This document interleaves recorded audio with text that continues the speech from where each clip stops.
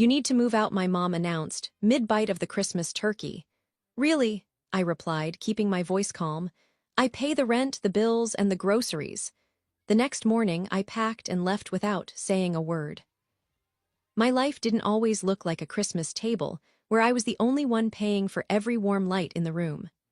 A year before that night, I was living in a small downtown apartment that felt like the first real space I'd ever built for myself.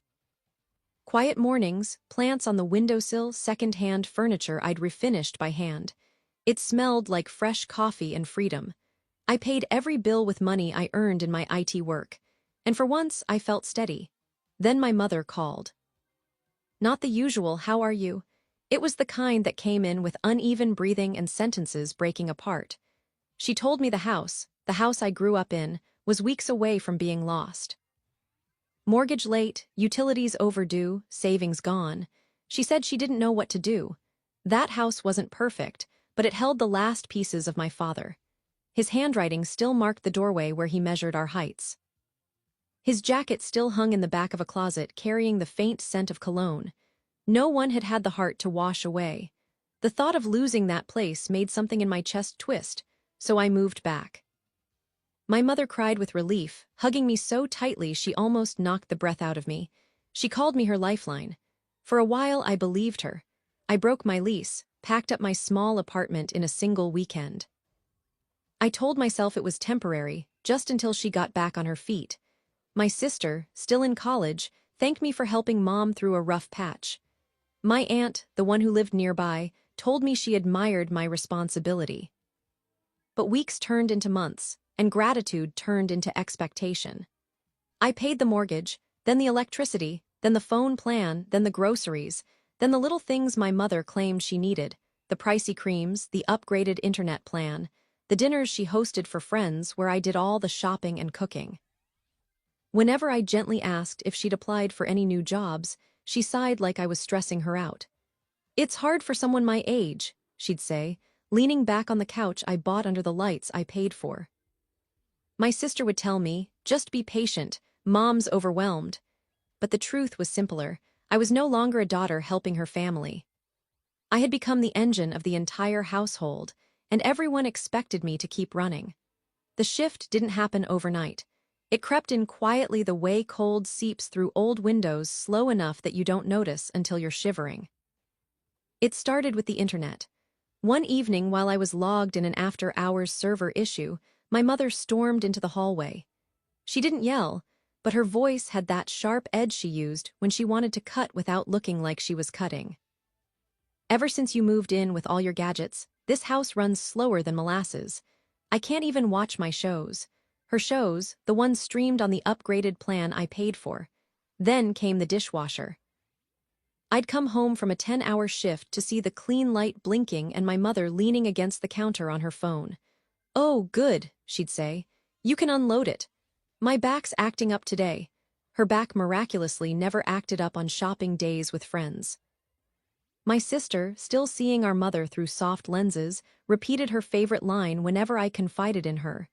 "She's just stressed. Be patient." Patience was all I had left to give, and it was running out. By early December, the house didn't feel like the one I grew up in. It felt like something was closing in on me. Every bill, every chore, every sigh from my mother thickened the air. I kept telling myself Christmas would ease things, that celebrating together might remind us we were still a family. So, I threw myself into preparing dinner.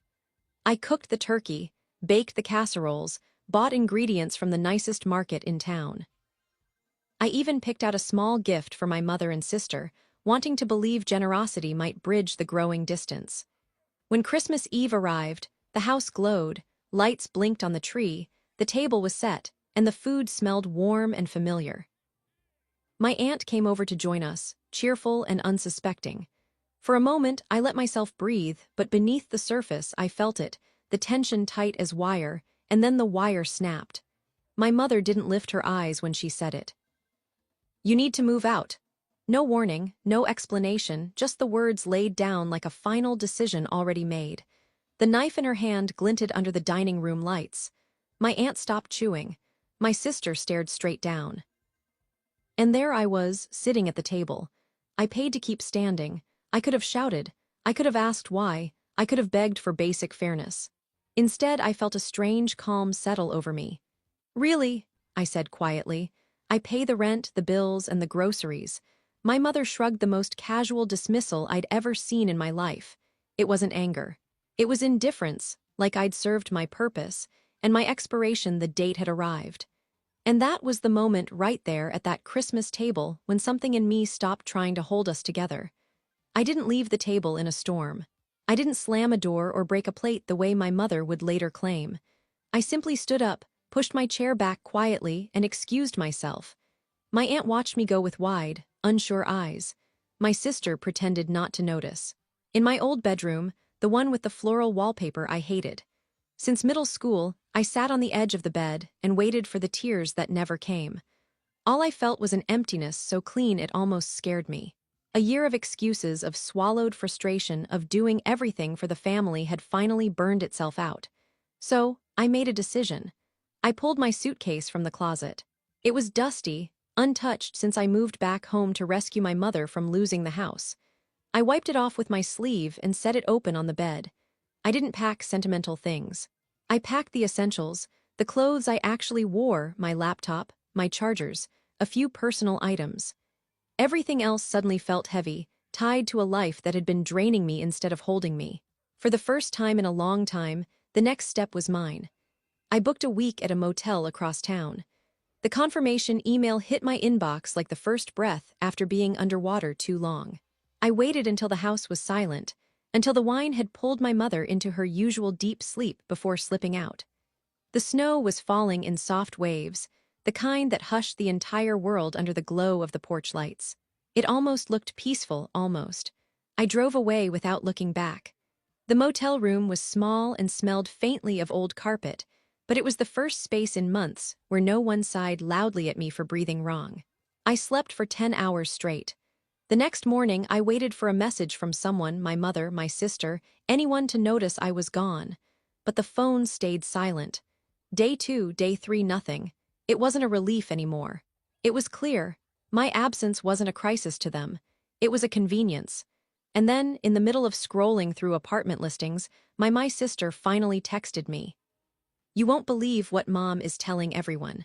The lies were almost theatrical. According to my mother, I had screamed, broken things, stormed out, abandoned her with no warning and no money. She had already called relatives. They were rallying to her side. It wasn't enough for her to push me out. She needed to rewrite the story. Something tightened inside me, not rage but resolve. If she wanted a story, I'd give them the truth. And I'd let the truth do what I no longer had the energy to argue. I didn't fire back at my mother's lies. Not at first.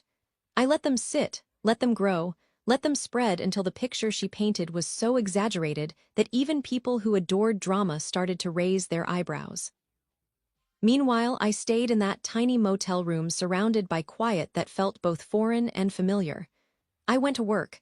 I kept searching for apartments. I waited for the storm she created to reach me, and it finally did. The first sign was my aunt, the one who lived out of state, calling me, her voice soaked in judgment.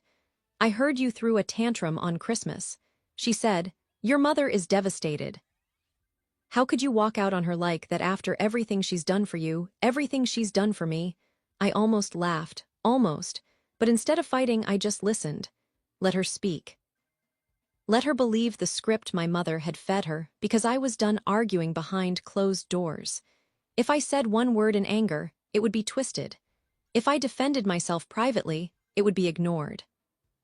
If I confronted my mother directly, she would cry on cue. There was only one thing I could do: pull everything into the light. So that night in the motel's dim lighting, I opened my laptop and wrote a single post. No anger, no name-calling, no emotional language, just facts. A clean timeline of the year I paid every bill, every grocery trip, every payment that kept the house afloat. I wrote how Christmas dinner unfolded with no shouting, no scene, no broken dishes. I wrote that I left quietly because I was told to leave. Then I ended it with one sentence. "I'm safe and I hope we all find honesty from here forward." I hit post. Then I turned off my phone. The next morning when I powered it back on, it nearly lit up the motel room. Notifications poured in. Texts, messages, comments, missed calls. The truth had cracked my mother's version right down the middle. My cousin normally quietly messaged first. "I'm sorry, I knew something was off. If I need anything, I'm here." Another relative wrote, "Your mother didn't tell us any of this. Are you okay?" My aunt, the one who scolded me 24 hours earlier, backpedaled instantly. "I didn't know the whole story. I'm so sorry, dear." That must have been so difficult. My grandmother left a voicemail asking if we could talk. My sister sent a panic text. "Mom is freaking out," she says. "You're turning the family against her." For the first time in a year, people were seeing me. Not the villain my mother invented, just me. In the middle of that chaos, my mother didn't call. Not that day, not the next, but a week later on a gray afternoon, when I had just moved into my new studio apartment, a bright space with big windows, cheap flooring, and air that felt like possibility, someone knocked on my door. A soft, deliberate knock. I knew who it was before I opened. My mother stood there in the hallway, holding a bakery pie in a plastic container like it was a peace treaty. Her makeup was carefully done, her expression arranged into something between sadness and hope. "I heard you moved here," she said with a soft smile. "Thought I'd stop by. I brought dessert." I stepped outside and closed the door behind me. Not rudely, but firmly.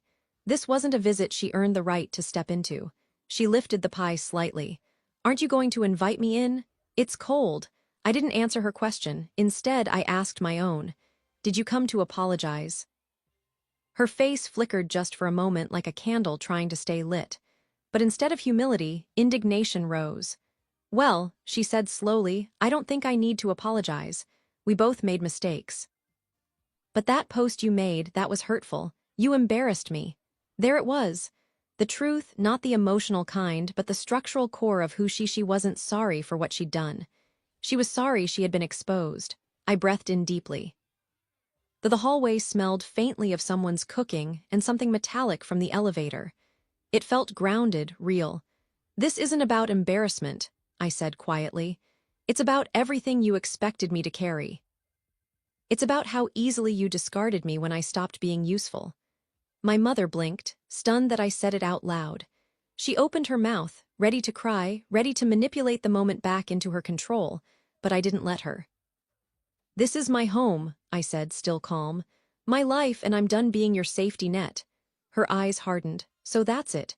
After everything I've done for you, you're shutting me out." The irony almost stung. "After everything I did for you, I corrected it. You told me to leave. I simply listened." For a long moment she didn't speak.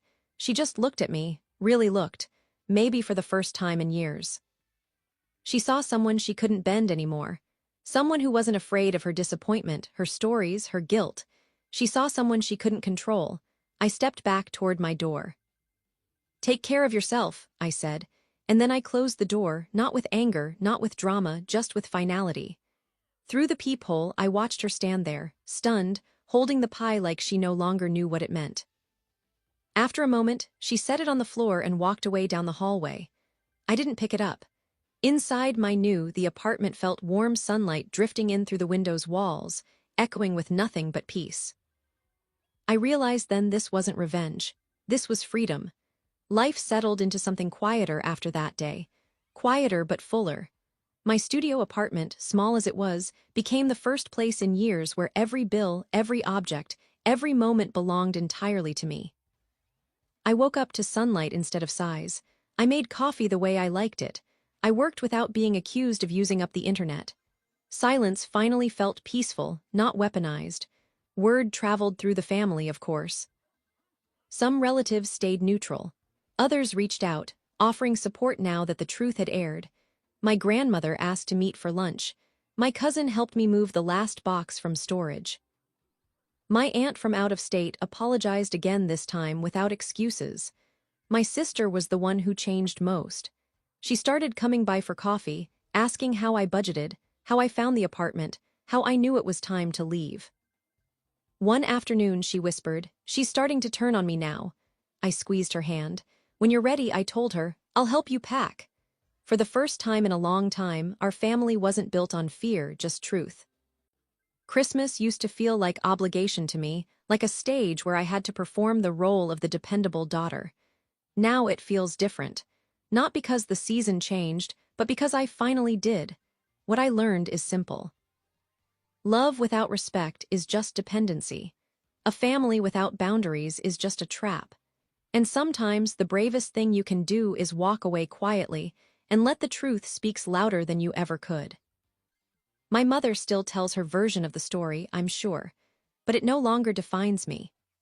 I have my own home, my own peace, and the freedom to build a life that isn't measured by how much I can carry for someone else. If you've ever had to pull yourself out of a family that kept taking without giving back, you're not alone.